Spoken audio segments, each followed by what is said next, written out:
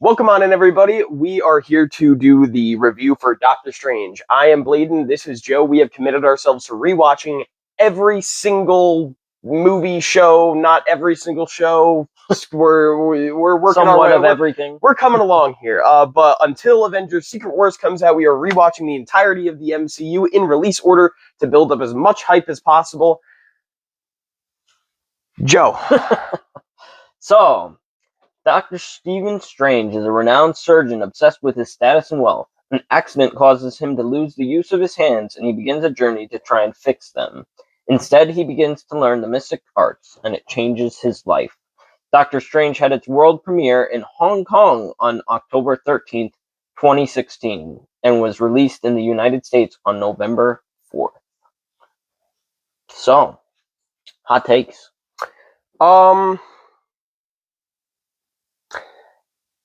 I feel. Have you ever seen the Lionsgate Doctor Strange movie, the animated one? The animated one, I saw it once while I was in a car drive like 10 years ago. I think that movie is a better Doctor Strange origin than this movie. But I do like this movie. Yeah, no, it's a good movie. It's funny that you say that. My hot take is, aside from Civil War, because it's not really a solo film, I think this is the best solo film in Phase 3.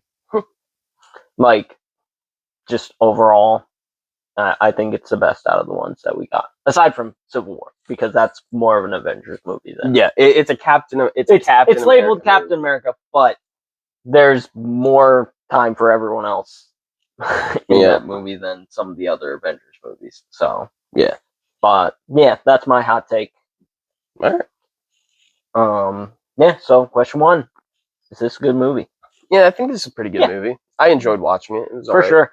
I think the thing that lends itself the best to this movie is their use of the creativity of like the rearranging of matter and everything. Yeah, the way that they the visuals in this movie are definitely cool. If they didn't have that, I don't think this movie would have been good at all. For sure. Like, it's not bad storytelling. In fact, I love the villain and his motivations. Like, I actually love Caecilius and the motives that he has, even though obviously he's wrong. But like, there's a lot of good in this movie for sure. Oh yeah, absolutely. But as for origins, again, I'd have to rewatch it to know for sure if I think the other one's better or not. Yeah, yeah, pretty good movie. If you could change things about this, would you?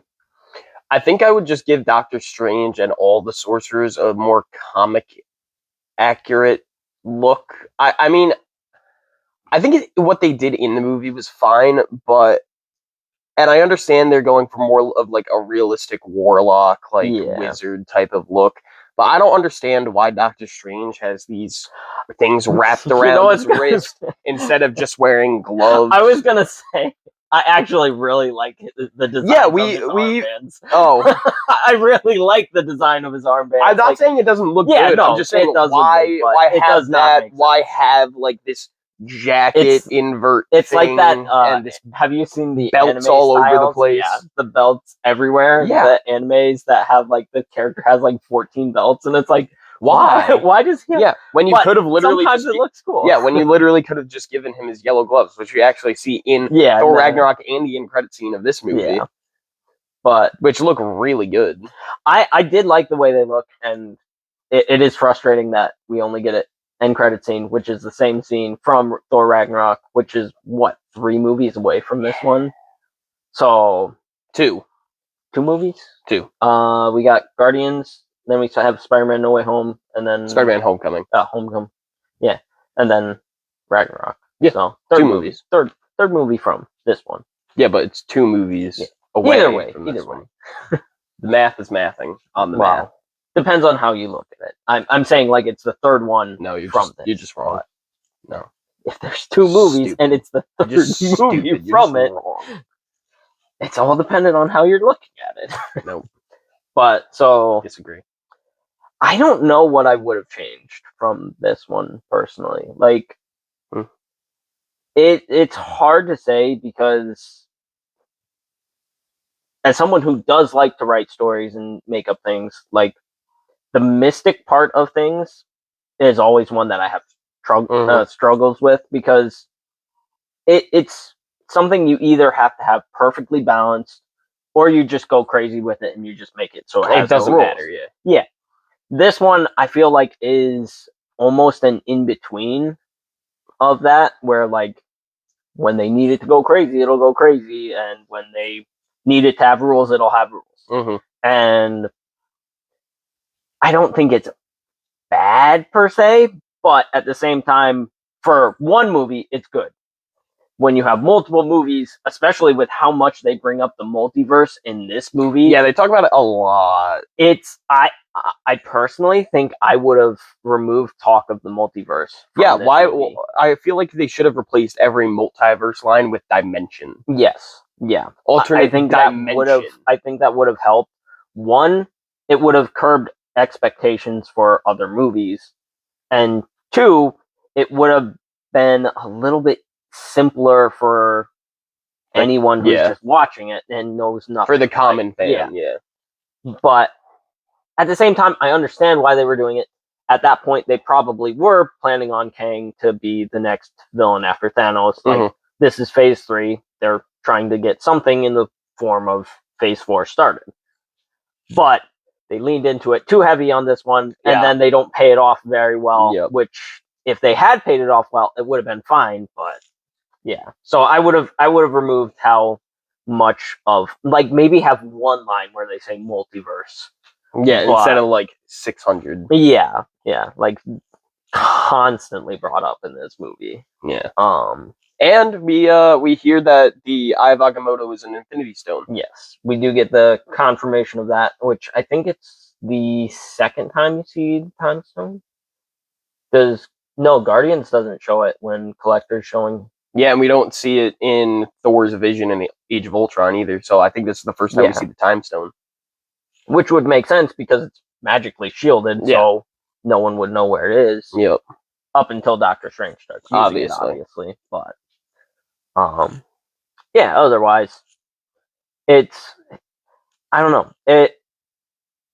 It's one of these ones where I enjoy it a lot, and at the same time I can understand anyone who's like, I hate Doctor Strange. Like, if someone was to come up to me and be like, Doctor Strange is my least favorite movie out of the entirety of the MCU, I'd be like, yeah, I can completely see that. Yeah, but I don't believe. I think this is a good movie. Yeah, no, for sure it is.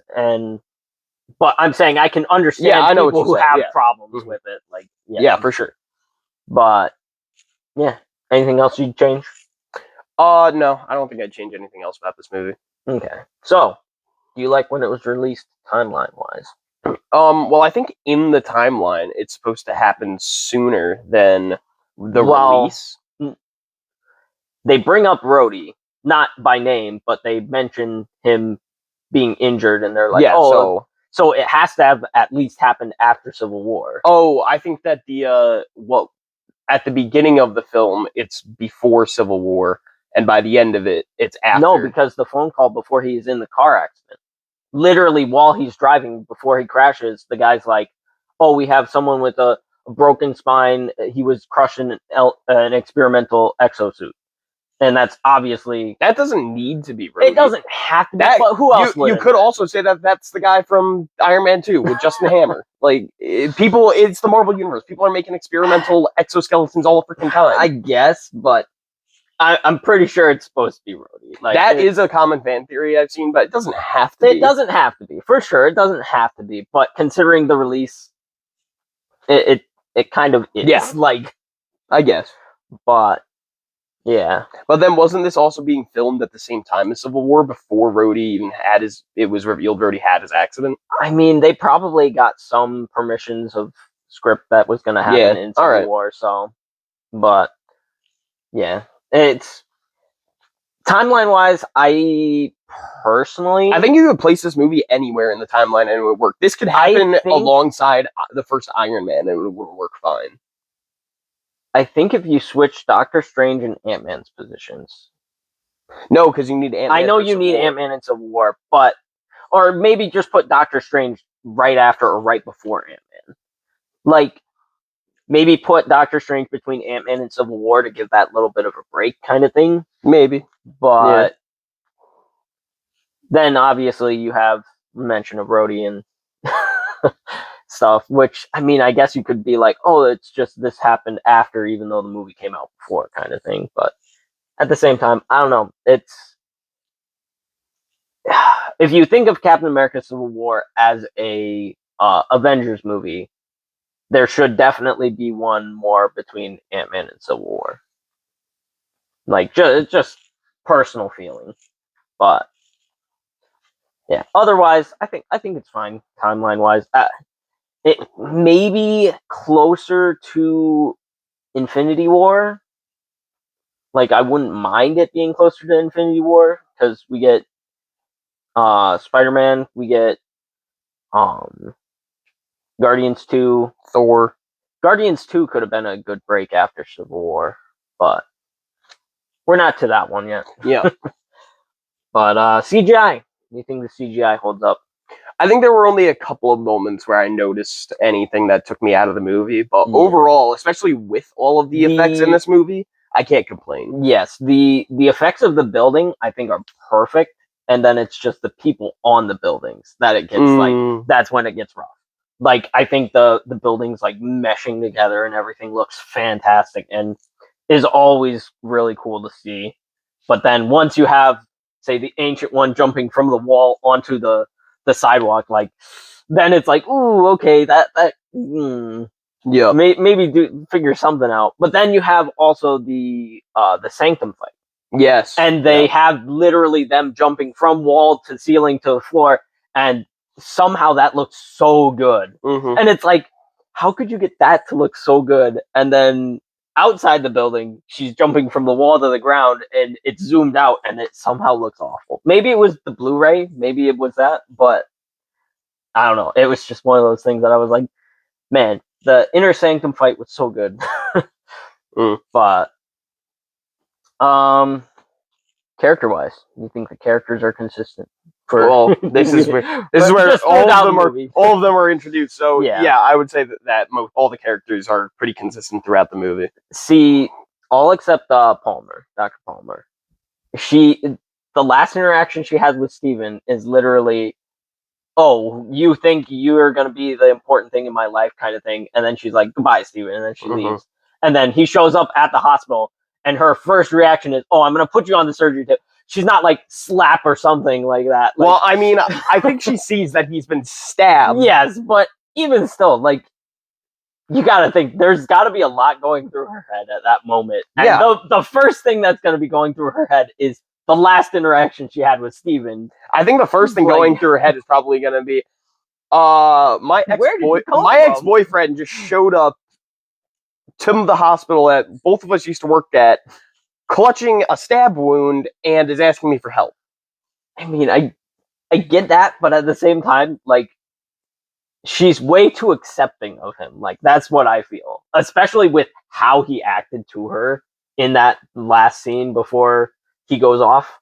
Like, the vitriol that he shows her, either she really loves him a lot, or which she must not that much because she's getting married. Yeah, she gets married to someone else in the next movie. But I think I don't think that, maybe not inconsistent, but like they should have shown a little bit more of her anger. Well, I feel like Steven. I feel like after she was done like saving his life, she probably would have, if he didn't, become an astral ghost and show her a magical portal and all that. I feel like if maybe a little less insane stuff happened right after she saved his life, then maybe they would have had a conversation about it. And they did even have a conversation about it. He mentions the emails, and she's like, well, why would I have replied to your emails? Yeah, and that's like the only reference you get to any of the past stuff. So it's like, you could have had her be completely absent from the first half of the movie. Yeah. And then they could have introduced her that way, and it still would have fit, which is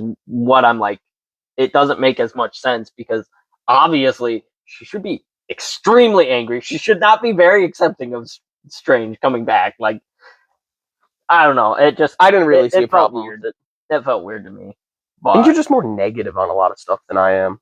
Maybe, but I'm usually higher on a lot of things when it comes and you're like, I like to break down things and try and think of it as oh, if this person was a person and was in this situation, how are they going to react when this first happens? Like, No, I think you just hate maybe I movies. just hate movies. I think you just. That's don't why like I love movies. most of these ones up here. No, you hate every single one of them in some way, some capacity. You don't like them. That's not even true. I think there's a couple of them that I haven't had like Nope. any problems with Mm-mm. so far, but No, maybe that's just you hate me.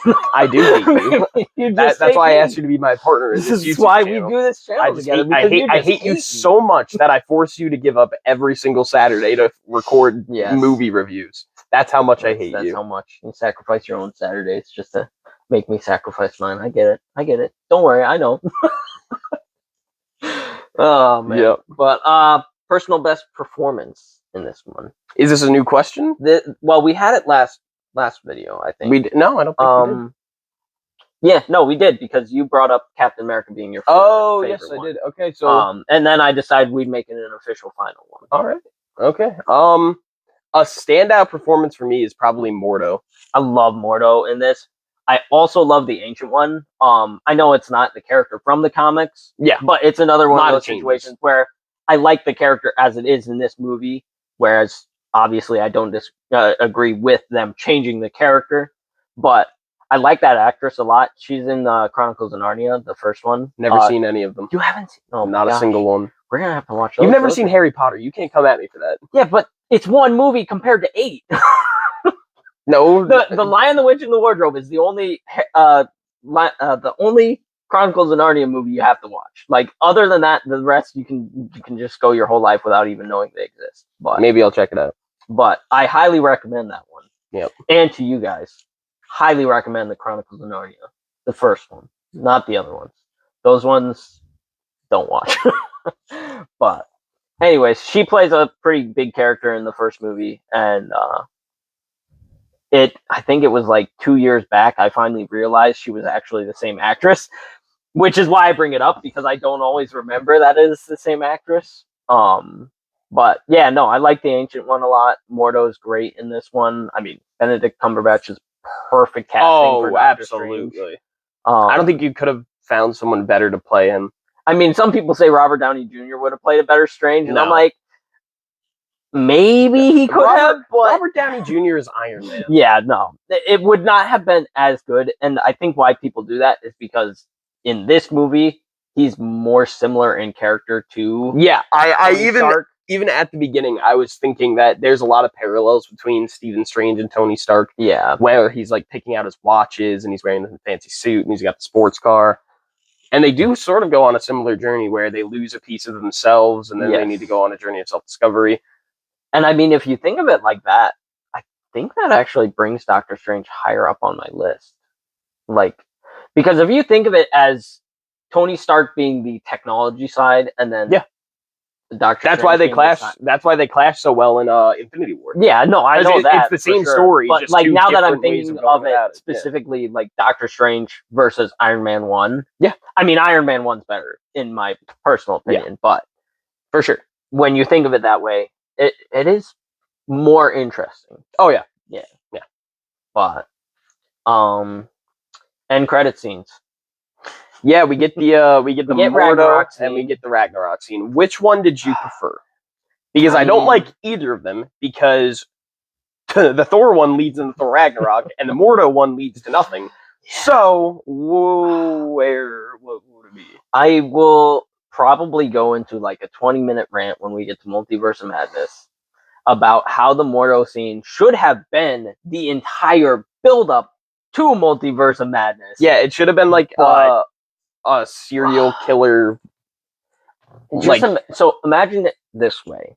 Imagine Wanda has had the Darkhold for a while, and Mordo comes to kill her. And in self-defense, she kills Mordo. And because of that, she feels guilty and goes to Strange for help. Imagine the story you could have made with that. I could have just imagine. I could have even seen that Wanda doesn't really even need to be included in it. It could have been imagine this, a Wong Doctor Strange buddy cop movie hunting down Mordo, who they don't know it's Mordo yet. It's just some mysterious person who's like a wizard serial killer, and it's a buddy cop movie of them hunting this guy down. That would have been really good too. But again, we're not the multiverse of madness yet. Okay. But yes, no, that would have been way better than what we got. And you could have still had it be directed by Sam Raimi. By this point, I think the Mordo trailer, or not trailer, but the Mordo end credit scene is better than the Ragnarok one because it had so much potential. And it has so much potential, and they ruin it all. But yeah, I like the scene of him going to why am I forgetting his last name? Not Lang. Oh my gosh, I'm forgetting the guy who can walk. The basketball guy, yeah, I know who you're talking about. Yeah. But I like that scene a lot, and it having him take the magic away from him, and then seeing him like crippled on the ground, like gives such a, I don't want to say visceral feeling, but like a dark feeling. Yeah, which this movie carries very well through it. For sure. Which is going to be something that I'll talk about in a bit, because even from the opening, like the first scene is them beheading the librarian. Like they set the tone, and they end the movie on the same tone kind of thing. But yeah, the end credit scene, unfortunately, I feel like neither really add anything. And they had the yellow gloves. They had the yellow gloves, but other than that, they didn't add anything else. So ranking.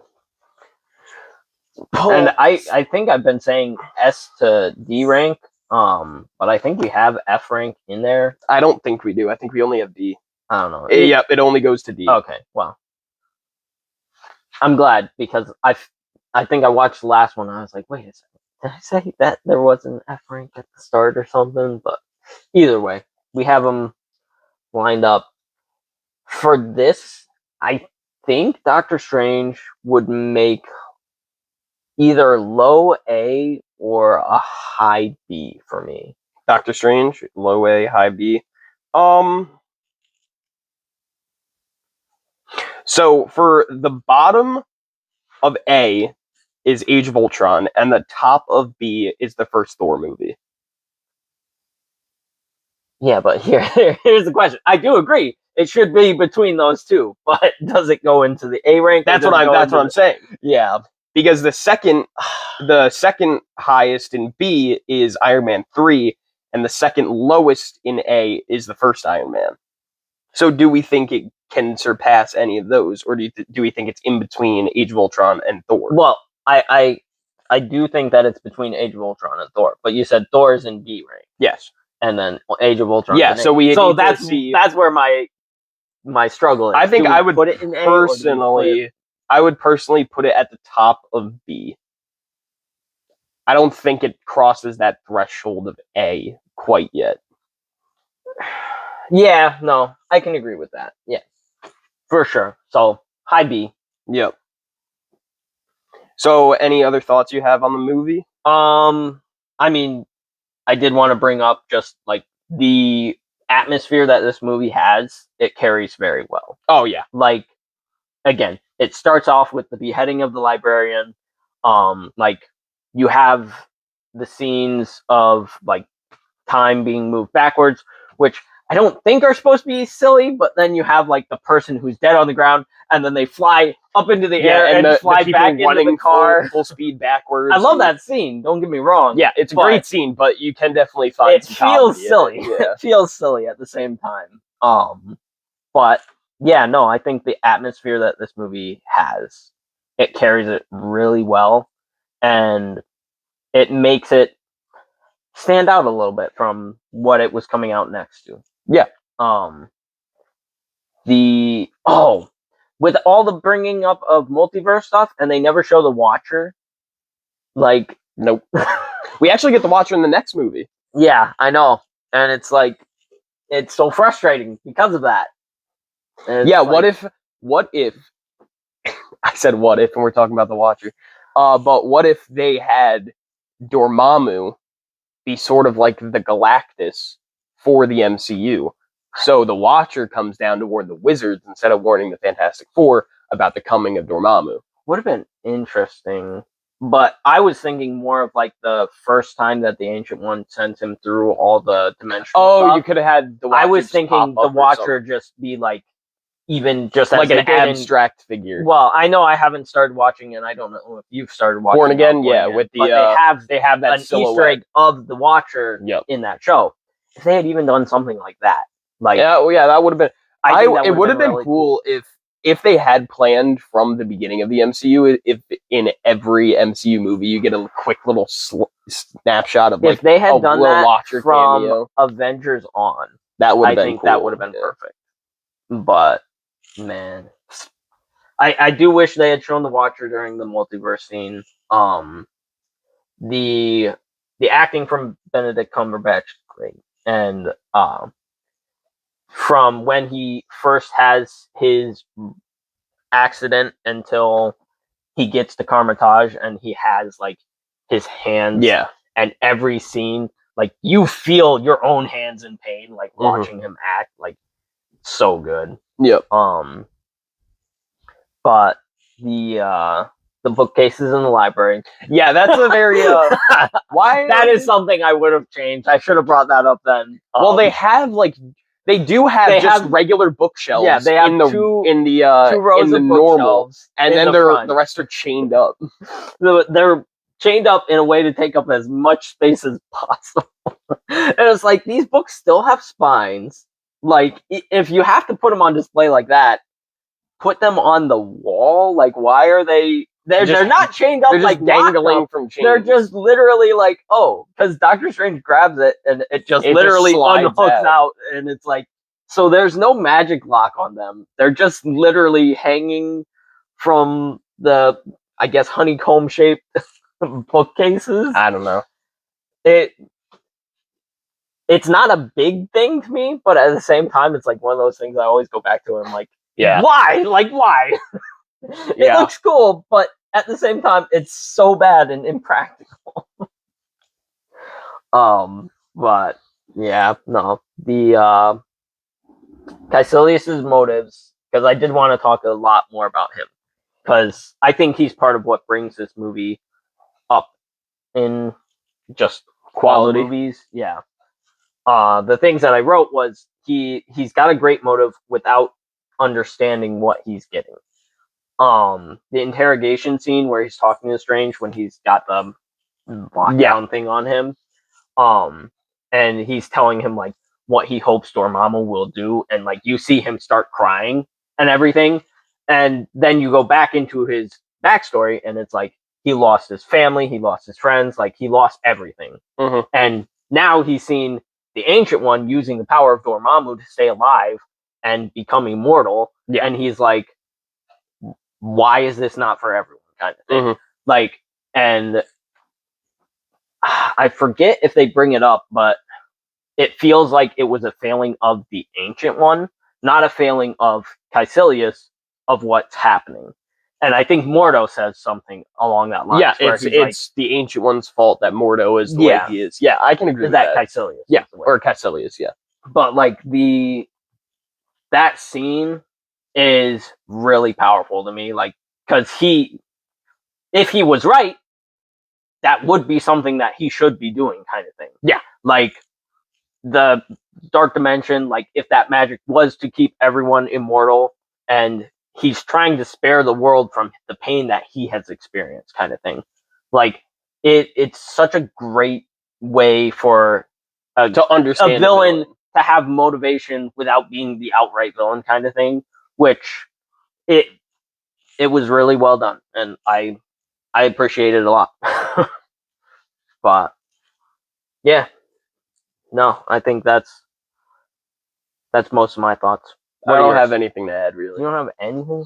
I like this. I mean, you were falling asleep during Yeah, I like this movie. It's not one of those movies that I think, oh, I'm going to put this on and watch it. But it's like, it's a good movie, but it doesn't really grab me in the way that a lot of other movies do. And the only world where I really get into like wizardry and sorcery and stuff like that is Harry Potter, and that's because the whole world is framed around that. Yeah. I don't really get into it in Lord of the Rings. Yeah, it's cool, but I always see Lord of the Rings as being more like oh, it's like a fantasy, but like a war type of saga thing. Yeah. I'm not really interested in like the sorcery warlock type of stuff. Yeah, I get that, and I think you're wrong, but at the same time, that's because I've read all the books and stuff for Lord of the Rings. So Yeah. but the magic I won't go into it. Never mind. Okay. Maybe a different time. But We'll make a whole video about it. maybe. But yeah, so anything else? Live stream binge of the Lord of the Rings movies on the channel. Oh my gosh, an 8-hour live stream for one movie. No. I doubt that would happen simply because like the amount of time to do the Lord of the Rings. Yeah, to do them properly. maybe in the future. Yeah. If we get like a proper camera and setup, like maybe, Sure. but at this point, No. no. I don't know how to do And live streams. I think you have to have 50 subscribers before you can go to you do. do a live stream. Yep. So So subscribe. So we need subscribers before a brand new date. Please. So No, we need it. We need it sooner than that because we also. I'm planning on doing a live stream for the Supergirl movie too, and that comes out before Brand New Day. So we need them. That one We need wouldn't 50 be- by June. That wouldn't be as big a deal to miss out on, but yeah. The brand new day one, we gotta get 50 subscribers, Please. guys. Come on, please. We put so much work into this. But yeah, so Yeah, that's it. All right. So as I said earlier, subscribe, like, comment, share. We need to start saying share because share. If you know anyone who would be interested in watching some content like this, even if you're not, just give it a quick share and see if they like it. And if they like it, then that's better for us. So we're begging you. No. Yep. So thank you all for watching this review of Doctor Strange on the MCU retrospective. We will see you in the next one where we watch Guardians of the Galaxy, Volume Dose. Something just slammed upstairs. Okay, goodbye.